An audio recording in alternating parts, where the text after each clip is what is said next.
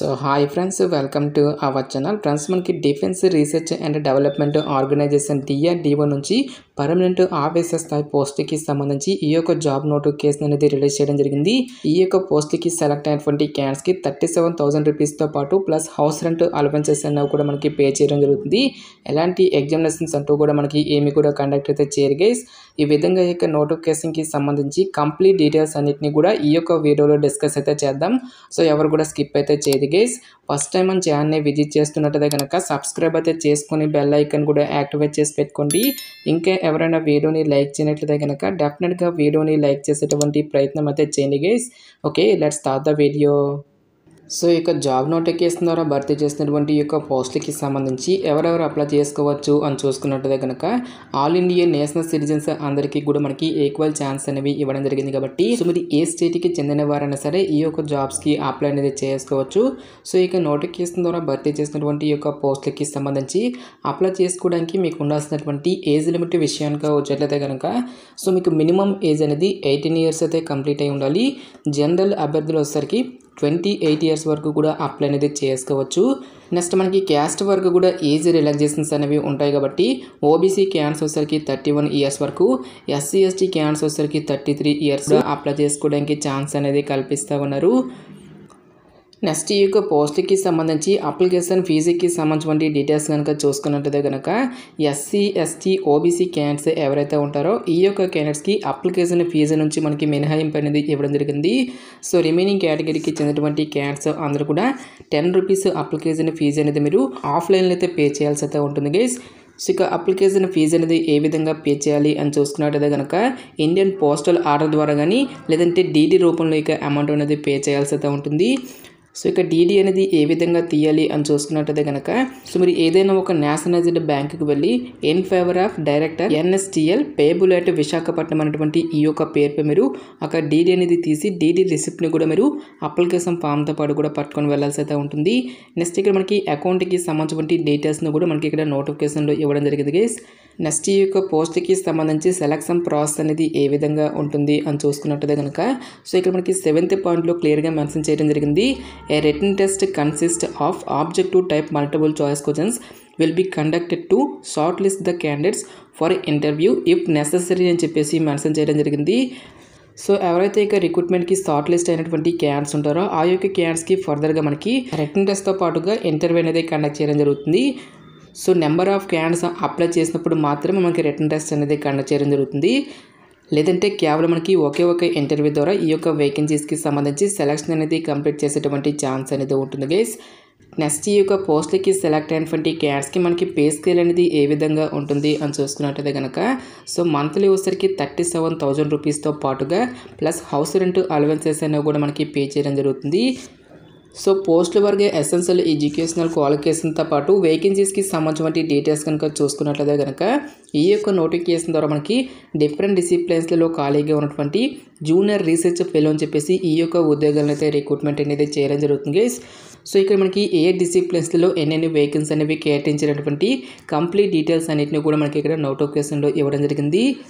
Next educational qualification విద్యా అర్హత విషయానికి వచ్చేటదే కనుక ఎవరైతే mechanical, electronics, naval architecture, aerospace, aeronautic, computer science and engineering, information technology అనేటువంటి ఈ యొక్క డిసిప్లిన్స్లలో ఎవరైతే BE or BTech కానీ ME or MTech అనేది కంప్లీట్ చేసినటువంటి క్యాండిడేట్స్ అందరూ కూడా ఈ యొక్క జాబ్స్కి అప్లై అనేది చేసుకోవచ్చు.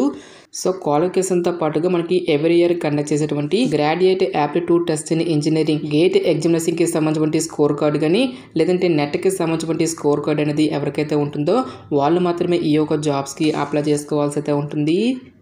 నెక్స్ట్ ఈ యొక్క పోస్ట్కి సంబంధించి అప్లికేషన్ ప్రాసెస్ విషయానికి వచ్చేట్లయితే కనుక ఓన్లీ ఆఫ్లైన్లోనే అప్లై చేసుకోవాల్సి అయితే ఉంటుంది. నోటిఫికేషన్లో ఇక్కడ మనకి అప్లికేషన్ ఫామ్ అనేది ఇవ్వడం జరిగింది. సో ఇక అప్లికేషన్ ఫామ్ లింక్ అనేది డైరెక్ట్గా వీడియో డిస్క్రిప్షన్లోను కామెంట్ సెక్షన్ అయితే ప్రొవైడ్ అయితే చేస్తాను గైస్. సో ఇక అప్లికేషన్ ఫామ్ అనేది మీరు ప్రింట్అవుట్ అయితే తీసుకొని రైట్ సైడ్లో మీకు లేటెస్ట్ పాస్పోర్ట్ సైజ్ ఫోటోగ్రాఫ్ అనేది మీరు ఇక్కడ స్టిక్ చేసి మీకు సైన్ అనేది ఈ విధంగా క్రాస్గా చేయాల్సి అయితే ఉంటుంది guys.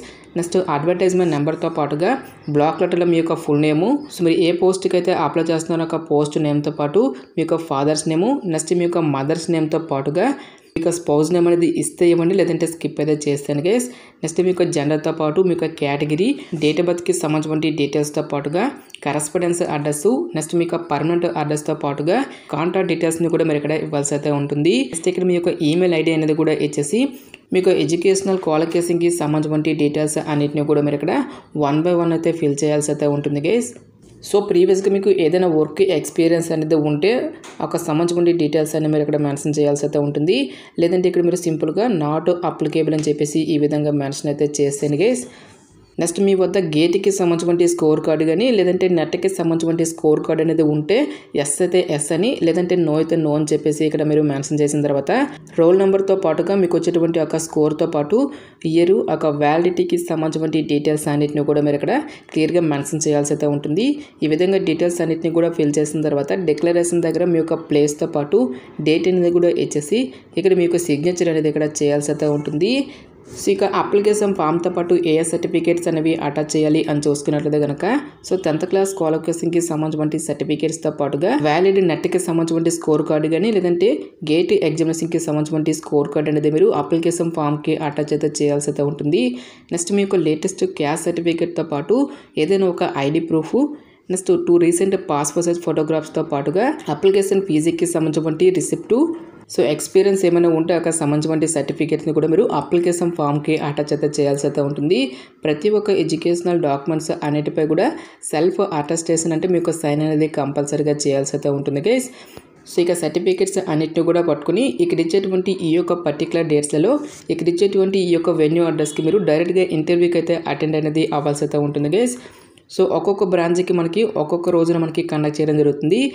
Naval architecture, aerospace, CFD, computer science అనేటువంటి ఈ యొక్క డిసిప్లిన్స్లో ఉన్నటువంటి జూనియర్ రీసెర్చ్ ఫెలో పోస్టులకు వచ్చేసరికి February 19th mechanical engineering or electronics అనేటువంటి ఈ యొక్క డిసిప్లిన్స్లలో ఉన్నటువంటి పోస్టులకు వచ్చేసరికి February 20th మనకి ఈ యొక్క పోస్ట్కి సంబంధించి ఇంటర్వ్యూస్ అనేవి కండక్ట్ చేయడం జరుగుతుంది. సో వెన్యూ డీటెయిల్స్ కనుక చూసుకున్నట్లయితే కనుక naval science and technological laboratory, Vignan Nagar, near NAD junction, Visakhapatnam, Andhra Pradesh 530027 అనేటువంటి ఈ యొక్క అడ్రస్కి మీరు మీ యొక్క ఒరిజినల్ సర్టిఫికేట్స్తో పాటుగా 1 సెట్ ఆఫ్ జిరాక్స్ కాపీస్ అన్నిటిని కూడా పట్టుకుని మార్నింగ్ 9 కల్లా ఈ యొక్క ఇంటర్వ్యూకి అటెండ్ అనేది అవ్వాల్సి అయితే ఉంటుంది. సో ప్రజెంట్ మనకి ఈ యొక్క పోస్టులు అన్నింటినీ కూడా మనకి 2 years కాంట్రాక్ట్ బేసిస్లో ఇక పోస్టులు అన్నింటినీ కూడా మనకి రిక్రూట్మెంట్ అనేది చేయడం జరుగుతుంది గైస్. సో ఇక 2 years కాంట్రాక్ట్ పీరియడ్ అనేది కంప్లీట్ అయిన తర్వాత ఫర్దర్గా కంపెనీ ఒక రిక్రూట్మెంట్స్ని బట్టి నెక్స్ట్ మీ యొక్క పర్ఫార్మెన్స్ని బేస్ చేసుకుని ఈ యొక్క టర్మ్ అనేది ఎక్స్టెండ్ చేయడం జరుగుతుంది. కాబట్టి సో ఎవరు కూడా ఈ యొక్క ఛాన్స్ అనేది మిస్ అనేది చేసుకోవద్దు. సో ఇక నోటిఫికేషన్కి సంబంధించిన లింక్స్ అన్నింటినీ కూడా వీడియో డిస్క్రిప్షన్లోనూ కామెంట్ సెక్షన్ అయితే ప్రొవైడ్ అయితే చేస్తాను గైస్. ఇంకా ఈ యొక్క నోటిఫికేషన్కి సంబంధించి మీకు ఎటువంటి డౌట్స్ వచ్చినా సరే నాకు కామెంట్ సెక్షన్లో కామెంట్ అయితే చేయండి.